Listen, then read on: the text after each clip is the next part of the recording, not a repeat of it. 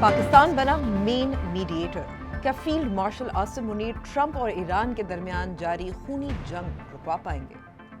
Financial times का बड़ा इंकशाफ, खलीजी ममालिक के दबाव और इस्लामाबाद की मेजबानी में मशरिक़ वुस्ता के मुस्तक़बिल का फैसला कुन हफ्ता। ट्रंप बामुकाबला ईरान, तेहरान का व्हाइट हाउस में digital war, you are fired के नारे से ट्रंप का मजाक उड़ाने तक की कहानी। ये थी हेडलाइंस। मैं हूं अंबर शमसी और ये है द ब्लू न्यूज रूम और हमारी टॉप स्टोरी।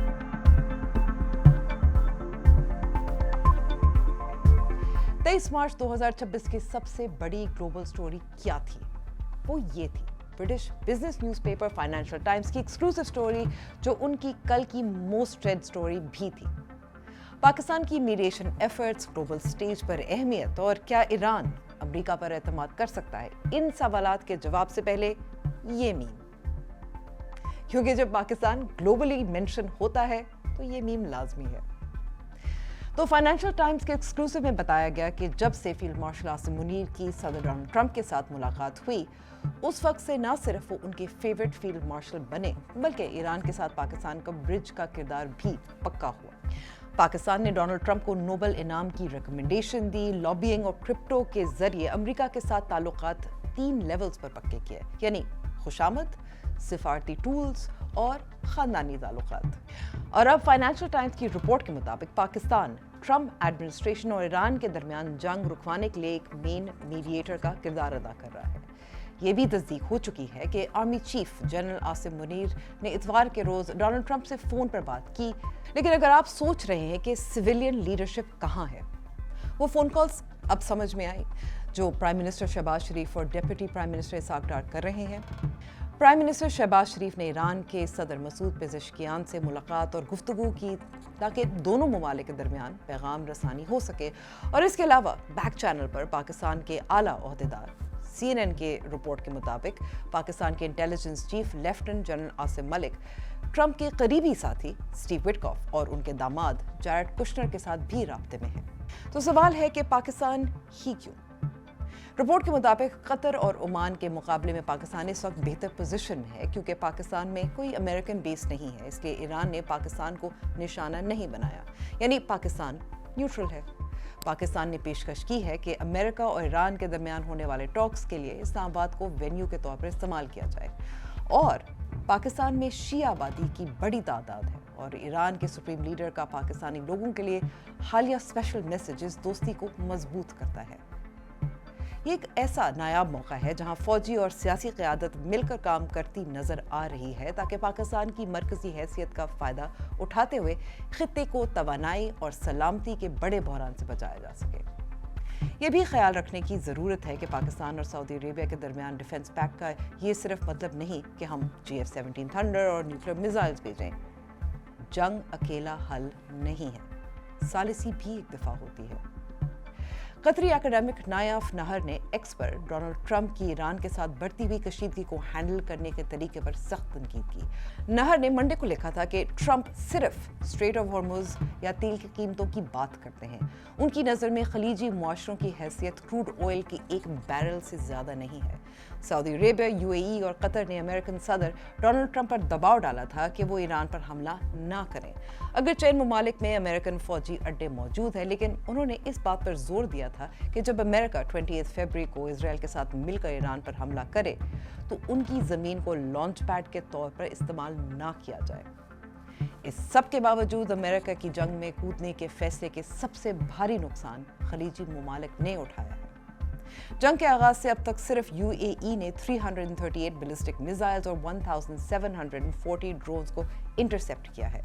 कतर, जो मुसलसल कशीदगी कम करने के लिए एक अहम सालिसी का किरदार अदा कर रहा था, उसे किसी भी दूसरी खलीजी मुल्क के मुकाबले में सबसे बदतरीन हमले का सामना करना पड़ा। इस हफ्ते जब इजराइल ने ईरान के साउथ पार्स गैस फील्ड पर हमला किया, तो ईरान ने इसके जवाब में कतर की रास लाफन रिफाइनरी पर मिसाइल्स दाग दिए। कतरी वजीर तवानाई साद अल-काबी के मुताबिक इस नुकसान को ठीक करने में 5 साल लगेंगे और इससे कतर की 17% गैस प्रोडक्शन मुतासर हुई है।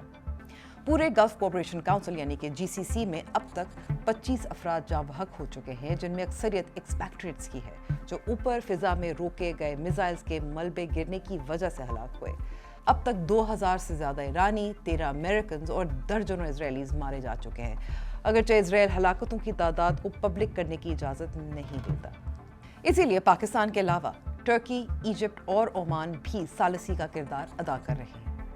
चलिए, बहुत अच्छा है, पाकिस्तान की इज्जत बढ़ी, खतरा जाहिर है, फेलियर का भी है, लेकिन मगर फेलियर की वजह इजराइल और अमेरिका हो सकते हैं। Because why should Iran trust the Americans?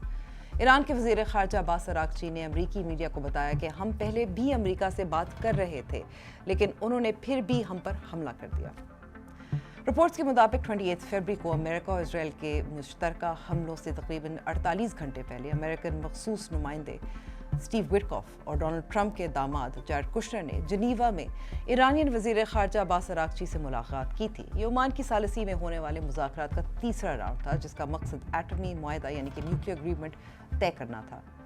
Oman के वज़ीर ख़ारजा बदर बिन हमाद अल बुसैदी के मुताबिक 26 फरवरी की टॉक्स में अमेरिका और ईरान के दरमियान नुमाया पेशरफ्त हुई थी और 2 मार्च को मज़ीद टेक्निकल बातचीत पर इत्तफाक हुआ था।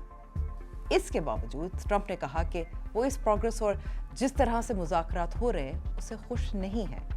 अगले ही दिन अमेरिका और इजराइल ने गैर कानूनी तौर पर ईरान पर हमला कर दिया और इस हमले का एक जवाब तेहरान का न्यूक्लियर प्रोग्राम था। जब तक जिनीवा में तीसरे राउंड के मुज़ाकरात ख़त्म हुए, ट्रंप गालिबन जंग का फैसला कर चुके थे। ये मुश्किल नज़र आता है कि मुज़ाकराती मेज़ पर ईरान की मुकम्मल हार के अलावा कोई भी नतीजा इन हमलों को रोक सकता है। लेकिन ट्रंप की इस नाखुशी और बेसब्री की एक वजह विटकॉफ और कुशनर की तरफ से दी गई रिपोर्ट्स भी मालूम होती हैं। विटकॉफ ने 28 फरवरी और 3 मार्च को रिपोर्टर्स के साथ ब्रीफिंग और मीडिया सिटिंग्स में जो बातें की, उनसे साफ जाहिर होता है कि उनके पास इफेक्टिव डिप्लोमेसी के लिए ना तो ज़रूरी टेक्निकल महारत थी और ना ही डिप्लोमेटिक तजर्बा। और ये भी याद रखें कि 8 मई 2018 को सदर डोनाल्ड ट्रंप ने ऐलान किया कि America joint comprehensive plan of action से अलग हो रहा है, जिसे आमतौर पर ईरान न्यूक्लियर डील के नाम से जाना जाता है, जो बहुत से एनालिस्ट कहते हैं कि ये सेटलमेंट दुनिया के लिए बेहतरीन था।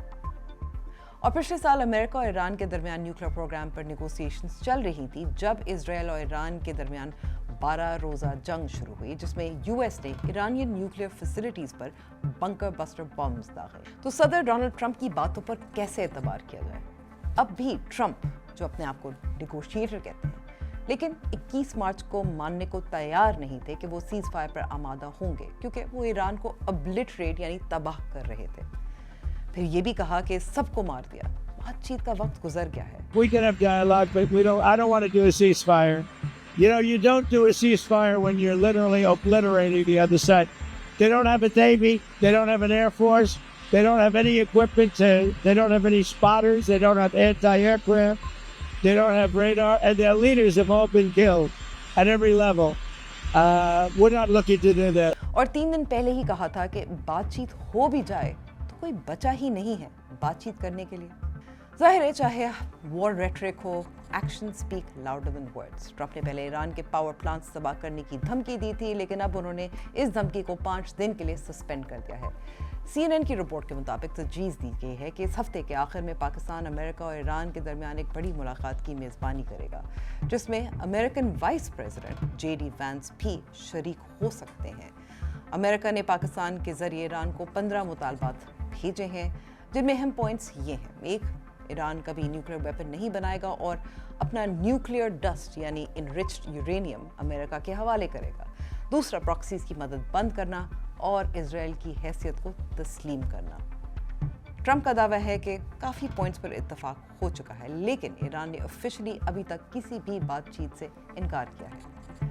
रिपोर्ट के मुताबिक ट्रंप के पीछे हटने की बड़ी वजह सऊदी अरेबिया और UAE जैसे दोस्तों का दबाव भी है। उन्होंने वार्न किया था कि अगर ईरान के पावर प्लांट्स पर हमला हुआ तो ईरान जवाबी कार्रवाई में पूरे रीजन की बिजली और पानी यानी डीसैलिनेशन प्लांट्स को तबाह कर देगा, जिससे पूरी दुनिया की इकोनॉमी डूब सकती है। जब नेतन्याहू के इजराइल के अज़ाइम इंपीरियल हों और डोनाल्ड ट्रंप के अमेरिका पर एतबार ना किया जा सके, तो इन मुज़ाकरात का नतीजा क्या निकलेगा? شاید ایک غیر یقینی سے بھری جنگ بندی ہو سکتی ہے جس سے لو لیول کانفلکٹ چلتا رہے، یا پھر کوئی ایسا معاہدہ جو پاکستان اور خلیجی ممالک کے مفاد میں ہو۔ یہ ہفتہ پاکستان اور عالمی اکانومی کے مستقبل کا فیصلہ کرے گا۔ آپ کی کیا رائے ہے؟ کامنٹس پہ ضرور بتائے گا۔ اور اب واٹس ٹرینڈنگ سیگمنٹ۔